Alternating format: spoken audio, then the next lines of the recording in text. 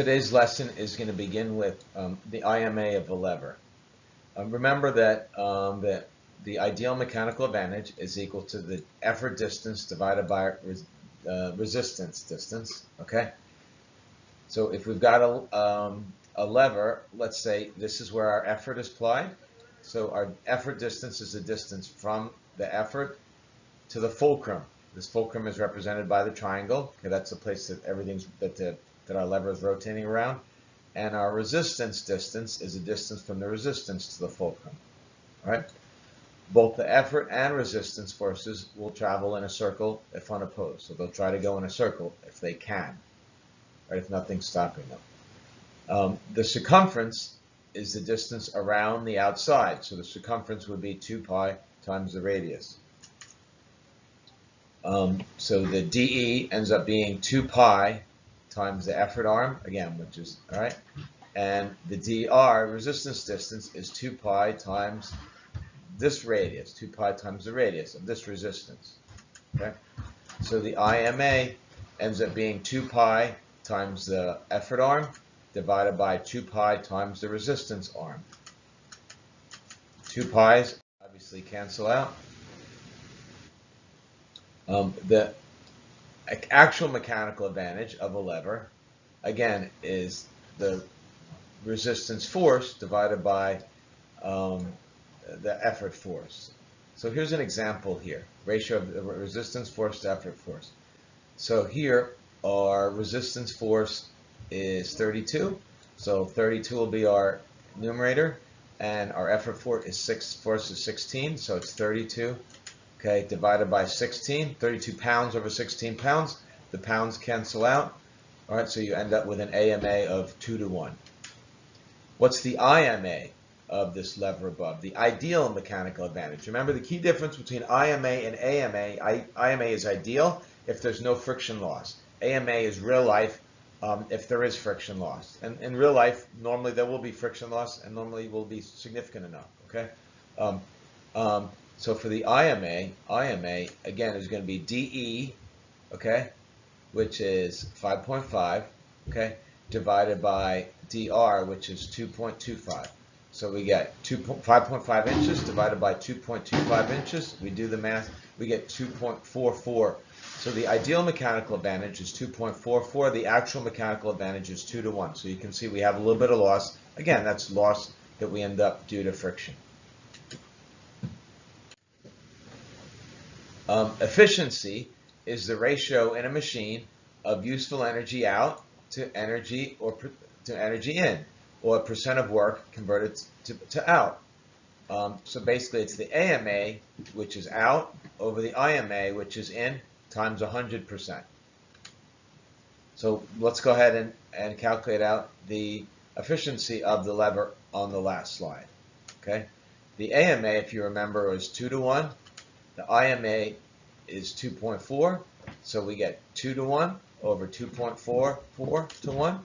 All right, and we multiply that by 100. That gives us 82%. So our lever in this particular case is 82%. So, and as part of your classwork today, you're going to spend some time practice calculating both AMA, which you also did last lesson, and IMA. And also you're going to be practicing and counting efficiency as well, calculating out efficiency rather as well. No machine is ever going to be 100% efficiency. That 100% efficient. That's the goal, okay, but it's unrealistic because there's always going to be some loss due to friction. A wheel and axle, okay, here's an example of a wheel and axle, let's say on a car. A wheel and axle is basically a lever arm that's fixed to a shaft, which is called an axle. Yeah. The wheel and axle move together as a lever, okay, to lift or to move an item by rolling around. It's important to know which is applying the force. Is it the wheel applying the force, which would be, for example, a steering wheel? You're rotating the wheel, okay, which is steering the axle, or is it the axle of a vehicle, okay, turning as the effort? Turning the resistance, which is actually the tire, which would make, let's say, a vehicle or a motorcycle or bicycle move. It asks for, can you think of an example of a wheel driving an axle? Okay, I just gave you one example, right? Think of another one. Okay. Another example of a wheel driving an axle could also be a screwdriver. Okay. Or even a faucet. Faucet example of a wheel driving an axle. Here's a faucet, steering wheel, and then here's another one. This is a dial that you might see on, let's say, on lights or even on a washing machine, something like that. Motor fan, I guess. The IMA of a wheel and axle, again, we said is the effort distance divided by resistance difference. But both the effort and resistance, okay, will travel in a circle if they're unopposed. So again, we'll use that 2 pi r, 2 pi times the resistance, okay? So here, the dE is the diameter of the pi times the diameter, or 2 pi times the resistance, right? Okay. The dr is going to be pi times the diameter resistance, okay? So it's the IMA can be written as pi times the effort diameter, or divided by pi times the resistance diameter. Well, the pi's end up canceling out. So again, we get the dE divided by dr. What's the IMA in this particular case if the axle is driving the wheel? Well, the axle has this small diameter of 6, right?